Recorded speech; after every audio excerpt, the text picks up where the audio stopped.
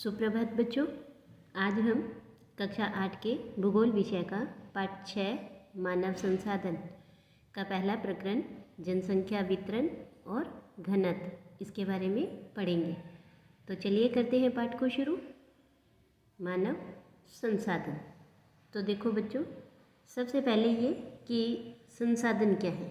आपको याद होगा हमने कक्षा 8 के भूगोल की पुस्तक का पहला पाठ संसाधन पढ़ा था कि संसाधन किसे कहते हैं। प्रत्येक वो वस्तु जिसका उपयोग हम अपनी ज़रूरतों को पूरा करने के लिए करते हैं वो संसाधन होती है। यानी कोई भी वस्तु जो हमारे लिए उपयोगी है और उसका कोई ना कोई मूल्य होता है तो वो वस्तुएं संसाधन होती हैं, संसाधन कहलाती हैं। लेकिन यहाँ मूल्य का मतलब है महत्व। तो यानी किसी भी ऐसी वस्तु का जिसका महत्व हो, वो हमारे लिए उपयोगी है, वो संसाधन होता है। तो ऐसे ही हमने अध्याय 2 में भी कई संसाधनों के बारे में पढ़ा था, जैसे भूमि, मृदा, जल, प्राकृतिक वनस्पतियाँ और वन्य जीवन यानी वन से प्राप्त होने वाले उत्पाद। लेकिन ये सभी चीज़ें प्रकृति द्वारा दी गई हैं और अगर मनुष्य इनका उपयोग करता है या ये वस्तुएं मनुष्य के उपयोग में आती हैं और मनुष्य की ज़रूरतों को पूरा करती हैं, तभी ये जो चीज़ें हैं वो सारी संसाधन कहलाती हैं। तो ऐसे ही आज हम पढ़ेंगे मानव संसाधन के बारे में कि मानव कैसे संसाधन बनता है। तो देखो, लोग ही एक राष्ट्र के सबसे बड़े संसाधन होते हैं। लोग मतलब उस देश में रहने वाले लोग। जैसे कि हम भारत में रहते हैं तो जो भारत की जनता है, भारत में रहने वाले लोग हैं, वो उसके सबसे बड़े संसाधन हैं। कि प्रकृति की देन केवल उस समय महत्वपूर्ण होती है जब वह लोगों के लिए उपयोगी होती है। यानी कि जैसे प्रकृति द्वारा भूमि है, मिट्टी है, जल है, प्राकृतिक वनस्पतियाँ हैं, खनिज हैं, ऐसी बहुत सी चीज़ें दी गई हैं। लेकिन ये कब महत्वपूर्ण होंगी? जब वो लोगों के लिए उपयोगी होंगी, लोगों की ज़रूरतों को पूरा करेंगी। और लोग क्या करते हैं, इन्हीं चीज़ों को अपनी आवश्यकताओं और योग्यताओं से उसे संसाधन में परिवर्तित करते हैं। तभी तो है ना, कि वरना तो ये साधन है, भूमि, मृदा, जल, ये सब जो चीज़ें प्रकृति द्वारा दी गई है, अगर ये मनुष्य के उपयोग में नहीं आती हैं, उनकी ज़रूरतों को पूरा नहीं करती हैं, तब तो ये है साधन। और अगर मनुष्य इनसे अपनी ज़रूरतें पूरी करता है, उसे काम में लेता है, तब वो क्या कहलाते हैं? संसाधन। तो ये सब हमने अध्याय 1 और 2 में पढ़ा था। तो लोग उसे क्या करते हैं, अपनी आवश्यकताओं और योग्यताओं से संसाधन में परिवर्तित कर देते हैं। इसी प्रकार मानव ही अंतिम संसाधन है। कैसे? मानो कल्पना करो कि अगर कोई देश है और वहाँ पर किसी भी प्रकार का प्राकृतिक संसाधन नहीं है, भूमि, मिट्टी, जल, वनस्पतियाँ, खनिज कुछ भी नहीं है अगर, है ना, तो वहाँ के जो लोग हैं वो क्या करेंगे कि अपनी शिक्षा से, अपने स्वास्थ्य के प्रति जागरूक होकर, ज़्यादा अच्छी उच्च शिक्षा ग्रहण करके, नई तकनीक का ज्ञान लेकर और अपनी योग्यता से वहाँ की उस देश की आर्थिक स्थिति में सुधार करते हैं, जागरूक होते हैं, तब वो मनुष्य क्या है, संसाधन बन जाते हैं। जैसे कि ऐसा ही हुआ था जापान में। जैसे जापान में कोई भी खनिज नहीं है, तब फिर क्या, वहाँ की सरकार ने वहाँ के लोगों को शिक्षा दी, नई नई तकनीक की शिक्षा दी और उन्होंने इतनी टेक्नोलॉजी प्राप्त की कि आज पूरे विश्व में जापान की जो टेक्नोलॉजी है, तकनीक है, वो प्रसिद्ध है। तो इसके बाद देखो कि स्वस्थ, शिक्षित और अभिप्रेरित लोग अपनी आवश्यकताओं के अनुरूप संसाधनों का विकास करते हैं। यानी अगर जो मनुष्य हैं, मानव हैं, वो स्वस्थ हैं, पढ़े लिखे हैं, अच्छी उन्हें शिक्षा का ज्ञान है और लोगों से अभिप्रेरणा प्राप्त करते हैं, तो वो लोग अपनी इन्हीं स्वास्थ्य, शिक्षा और अभिप्रेरणा से अपनी आवश्यकताओं के अनुरूप नए नए संसाधन बना सकते हैं, नए संसाधनों का विकास कर सकते हैं। ऐसे ही देखिए, हमारी भारत सरकार के अधीन भी एक मानव संसाधन विकास मंत्रालय है, जिसकी स्थापना 1985 में की गई थी। और इस मंत्रालय का निर्माण किस लिए किया गया? इस मंत्रालय का निर्माण लोगों के कौशल को बढ़ाने के लिए किया गया था। लोगों को शिक्षा देने के लिए, स्वास्थ्य के प्रति जागरूक करने के लिए इस मानव संसाधन विकास मंत्रालय का निर्माण किया गया था। और इससे यह प्रदर्शित होता है कि लोग देश के लिए कितने महत्वपूर्ण संसाधन होते हैं। इसके बाद आगे देखिए कि अन्य संसाधनों की भांति मानव संसाधन विश्व में समान रूप से वितरित नहीं है।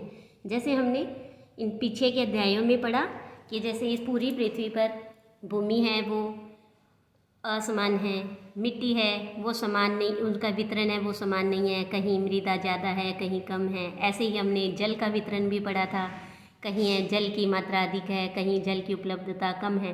तो इस तरह से अन्य संसाधनों की तरह ही मानव संसाधन का जो वितरण है वो भी असमान है। कैसे कि वो अपने शैक्षिक स्तर, आयु और लिंग में वे एक दूसरे से भिन्न होते हैं और उनकी संख्या और उनके लक्षण भी बदलते रहते हैं। यानी देखो कि इस पूरी दुनिया के अंदर हर व्यक्ति का जो शिक्षा है वो अलग अलग प्रकार की होगी। कोई कम पढ़ा लिखा हो सकता है, कोई ज़्यादा पढ़ा हो सकता है, सबकी आयु भी अलग अलग होती है, कोई छोटे हैं, कोई बड़े हैं, कोई जवान हैं, कोई बुजुर्ग हैं, और इसी तरह से उनके लिंग में भी परिवर्तन होता है, अंतर होता है। तो और उनकी संख्या, कहीं व्यक्ति ज़्यादा रहते हैं कहीं कम है, बुजुर्गों की संख्या कम है ज़्यादा है, युवकों की संख्या कम ज़्यादा है। तो इस आधार पर जो जनसंख्या का वितरण है, मानव संसाधन है, मानव का वितरण है वो भी असमान है। कैसे? तो देखिए नीचे आपको एक उदाहरण दिखाई दे रहा है कि यहाँ कुछ बच्चे हैं और वो आपस में बातें कर रहे हैं कि ये कहते हैं कि मेरे गांव में 1000 लोग हैं, और उसने कहा मेरे विद्यालय में 500 बच्चे हैं। तो देखिए वो जो अध्यापिका हैं वो पूछ रही हैं आपके विचार से विश्व में कितने लोग हैं, और तो वो बोले इस तरह से कि मेरी कक्षा में 30 बच्चे हैं, तो विश्व में लगभग 6.6 अरब लोग हैं।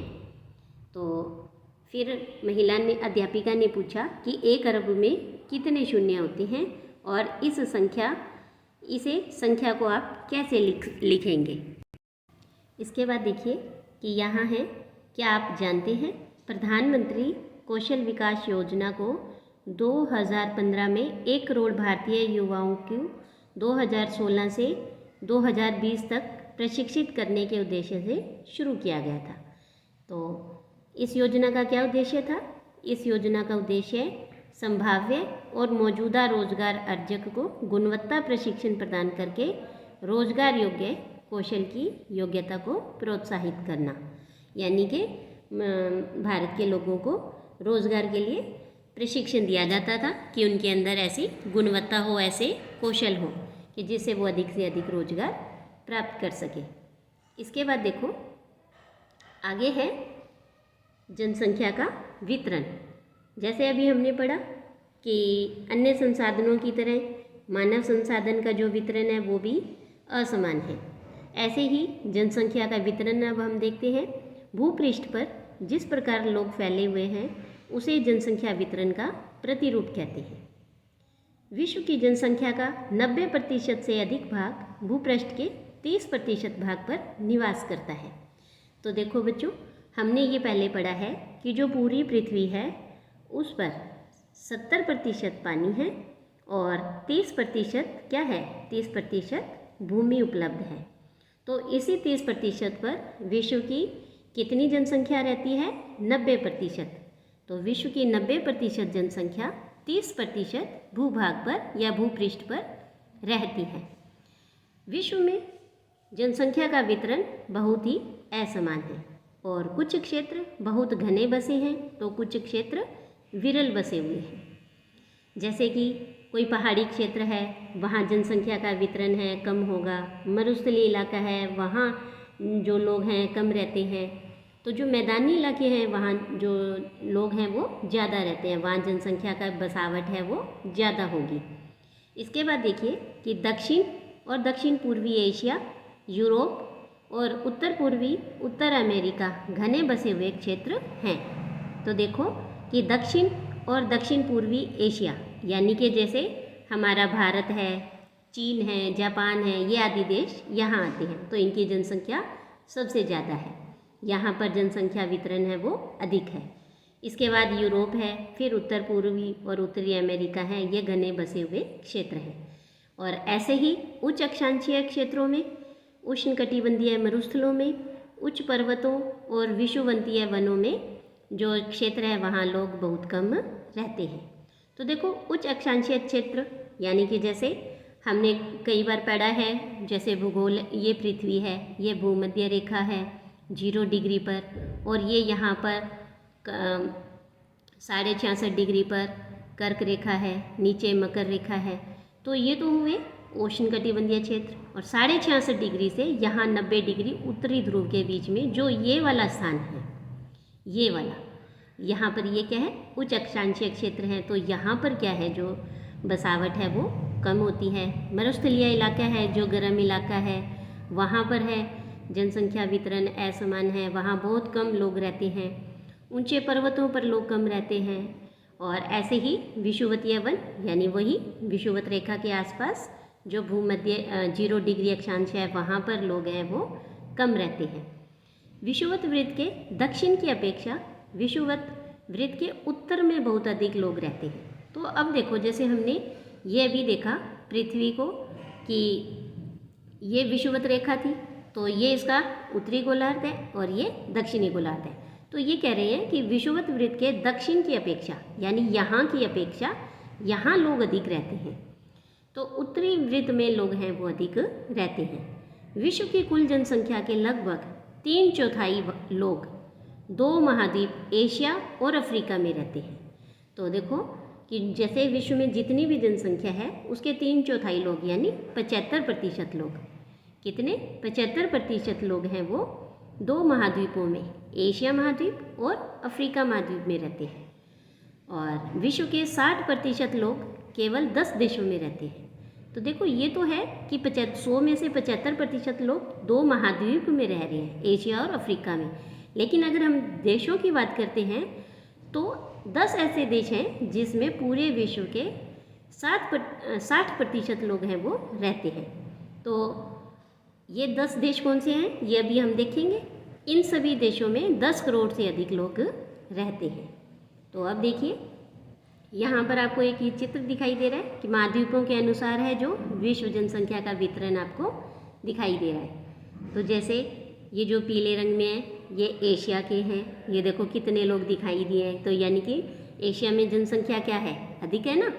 उसके बाद दूसरे नंबर पर यूरोप में रह रहे हैं ये वाले, उसके बाद हैं अफ्रीका में, उसके बाद मध्य व दक्षिण अमेरिका में रहते हैं, और उत्तर अमेरिका में ये लाल रंग के हैं। और जो 1% जनसंख्या यानी एक व्यक्ति दिखाई दे रहा है ये ओशिनिया यानी ऑस्ट्रेलिया, न्यूजीलैंड और प्रशांत द्वीप समूह में रहते हैं।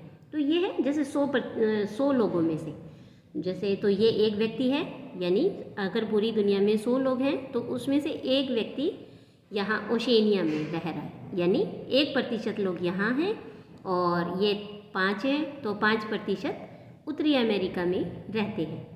तो अब देखिए इसके बाद हम बात करते हैं उन 10 देशों की जहाँ सबसे अधिक घनी आबादी वाले ये देश हैं।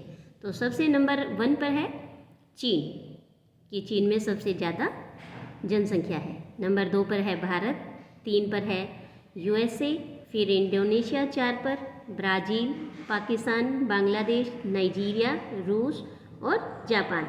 इस तरह से ये देश हैं, 10 देश हैं जिनमें विश्व के 60% लोग हैं, 60% जनसंख्या है वो रहती है। इसके बाद यहाँ देखिए एक क्रियाकलाप है कि चित्र 6.1 का अध्ययन कीजिए और खोजिए कि कुल जनसंख्या में से किस महाद्वीप में निम्न के अनुसार जनसंख्या है। यानी केवल 5% कौन से महाद्वीप में है, केवल 13% कौन से महाद्वीप में है, केवल 1% और केवल 12%। तो देखो कि अभी हमने देखा कि 1% तो है ओशिनिया में, अभी हमने देखा ही था कि ये देखिए ये जो हरे रंग का आपको दिखाई दे रहा है तो ये ओशिनिया में है 1%। इसके बाद है कि 13% कहाँ पर है। तो देखिए 3, 3, 6, 3, 9 तो 3, 12, तो ये 12 तो हुए यूरोप में। और उसके बाद है 4 और 4 8, 8% हुए मध्य व दक्षिण अमेरिका में।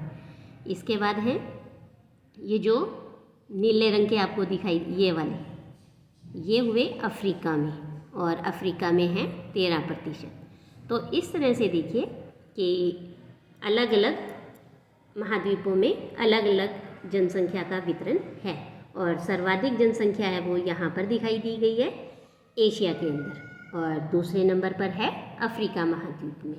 तो इसीलिए तो हमने पढ़ा कि एशिया और अफ्रीका 2 महाद्वीप ऐसे हैं जिसमें पूरे विश्व की 75% जनसंख्या निवास करती है।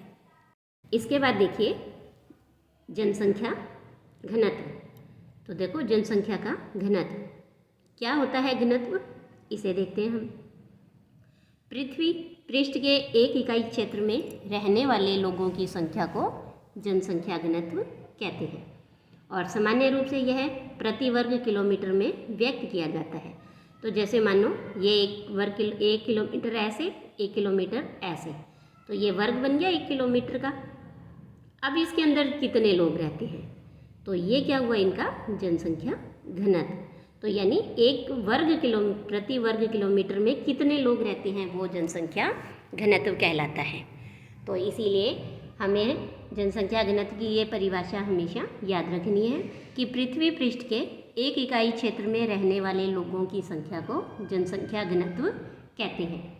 तो देखो कि संपूर्ण विश्व का औसत जनसंख्या घनत्व 51 व्यक्ति प्रति वर्ग किलोमीटर है। यानी अगर हम पूरे विश्व की बात कर रहे हैं तो पूरे विश्व के अंदर जो औसत है वो 1 वर्ग किलोमीटर के अंदर 51 लोग आएंगे। इसके बाद आगे देखिए कि सबसे अधिक जनसंख्या घनत्व दक्षिण मध्य एशिया में है, और इसके बाद क्रम से पूर्वी एशिया और दक्षिण पूर्वी एशिया के अंदर है। यानी सबसे ज़्यादा लोग कहाँ हैं, दक्षिण और मध्य एशिया में, उसके बाद पूर्वी एशिया में, और फिर दक्षिण और पूर्वी एशिया में। तो ये तो बात कर रही है हमने विश्व के जनसंख्या घनत्व की। अगर हम हमारे भारत की बात करते हैं तो देखो भारत की जनसंख्या का औसत घनत्व है 382 व्यक्ति। कितने, 1 किलोमीटर प्रति वर्ग किलोमीटर के अंदर 382 लोग होंगे। तो ये हुआ भारत का जनसंख्या घनत्व 382 व्यक्ति। अगर हम भारत के अंदर ही राज्यों की बात करेंगे तो जो सबसे ज़्यादा घनत्व होगा, जनसंख्या घनत्व, वो होगा बिहार का, सबसे ज़्यादा होगा बिहार का। और अगर हम सबसे कम की बात करेंगे तो वो होगा अरुणाचल प्रदेश। अरुणाचल प्रदेश का घनत्व सिर्फ ये है 17 व्यक्ति। तो देखो 17 व्यक्ति है जो प्रति वर्ग किलोमीटर अरुणाचल प्रदेश राज्य में रहते हैं। और अगर हम बात करते हैं हमारे राजस्थान की, तो राजस्थान का जो जनसंख्या घनत्व है 200 व्यक्ति प्रति वर्ग किलोमीटर। तो राजस्थान का जो जनसंख्या घनत्व है वो 200 व्यक्ति वर्ग किलोमीटर है। और ऐसे ही राज्यों के बाद अगर हम केंद्र शासित प्रदेश की बात करते हैं तो दिल्ली का जो जनसंख्या घनत्व है वो सबसे ज़्यादा है। और इसके बाद देखिए नीचे कि जब कक्षा के पूरे 30 विद्यार्थी उपस्थित होते हैं तब हमारी कक्षा भरी भरी दिखती है। तो देखो यहाँ 2 बालक हैं वो आपस में बात कर रहे हैं कि जब हमारी कक्षा के सारे 30 विद्यार्थी उपस्थित हों तो हमारी जो क्लास है वो भरी हुई दिखती है। लेकिन जब यही विद्यार्थी स्कूल के सभा भवन में बैठते हैं तब वह जो कक्ष है, सभा भवन है, वो खुला और खाली दिखाई देता है। ऐसा क्यों? तब इस बालिका ने कहा क्योंकि जो सभा भवन का आकार है, क्षेत्र है, वो कक्षा से बड़ा है। यानी कक्षा छोटी है और जो सभा भवन है वो बड़ा है। अब इसमें 30 बच्चे हैं, आएंगे तो ये भरा भरा दिखेगा, यानी इसका जनसंख्या घनत्व है वो क्या ज़्यादा हो गया। और जब बड़ी कक्षा है, बड़ा क्षेत्र है, तो उसमें जब 30 लोग बैठेंगे तो वो कमरा खुला खुला दिखाई देता है, तो यानी उसका जनसंख्या घनत्व है वो कम दिखाई दिया। लेकिन जब स्कूल के सभी विद्यार्थी इसी कक्षा भवन में सभा भवन में आएंगे तो ये सभा भवन क्या है, फिर भरा भरा दिखाई देने लगता है। तो यानी ज़्यादा लोग हुए तो फिर जनसंख्या घनत्व भी है वो ज़्यादा हुआ। तो इस तरह से जनसंख्या घनत्व है वो कि प्रति इकाई क्षेत्र में रहने वाले लोगों की संख्या को ही जनसंख्या घनत्व कहते हैं। इसके बाद है कि जनसंख्या वितरण को प्रभावित करने वाले कारक, कि ऐसा क्यों है कि हर जगह एक जैसी जनसंख्या नहीं है, जनसंख्या का वितरण है वो असमान है। किन कारणों से होता है? तो ये देखो हमने पढ़ा था कि इसके कई कारण हैं, भौगोलिक कारण हैं, सामाजिक कारण हैं, सांस्कृतिक कारण भी होते हैं। तो भौगोलिक के अंदर है, कहीं मिट्टी कम है, कहीं ज़्यादा है, कहीं स्थल आकृतियाँ हैं यानी कि भूमि का आकार अलग अलग है, कहीं पर्वत है, पठार है, वहाँ लोग हैं वो कम रहते हैं और मैदानी भागों में ज़्यादा रहते हैं। ऐसे ही जल है, तो देखो मनुष्य जीवन के लिए जल है वो सबसे आवश्यक है, और जहाँ पानी की उपलब्धता होगी तो लोग वहीं निवास करेंगे। तो इस तरह से ये ऐसे जनसंख्या की वितरण को प्रभावित करने वाले कई कारण हैं। इनके बारे में हम आगे की वीडियो में पढ़ेंगे। आज के लिए इतना ही, धन्यवाद।